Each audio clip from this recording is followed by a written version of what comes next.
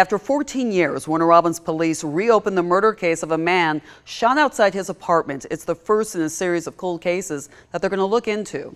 But they say it's certainly not going to be the last. Kalisha Moore spoke to the two agencies working together to pick up where the investigation left off. In 2008, Ronald Orlando Brown was shot outside this apartment.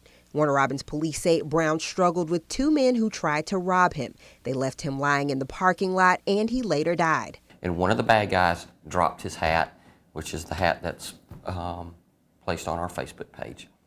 And that's all we have. 14 years later, that hat and witnesses' accounts could give the case a second chance at being solved. So we're hoping that putting this case back out to the public, that perhaps somebody would remember something or think about it. Warner Robins Police Chief John Wagner says they want to give Brown's family closure, and this is the first of many to get a second look.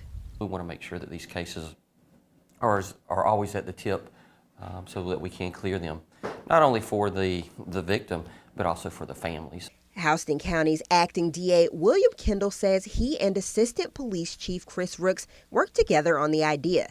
Every 2 weeks, they will post another unsolved case and a new $8,000 reward for new tips and leads. We are in a position at the DA's office to take some of the seized funds that essentially we took away from criminals and reapply that money back out in the community in order to try to seek information. Kendall says some of those cold cases date back to 1986, and his office often gets calls from loved ones of victims looking for answers. We can't forget about the cases that are still out there where justice, needs to be sought.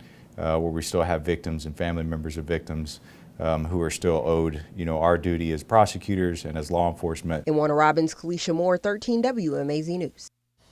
Kendall says Warner Robins police are not the only agency that will be working on these cold cases. They'll also work with the Houston County Sheriff's Office and the Perry and Centerville Police Departments on reopening these unsolved mysteries.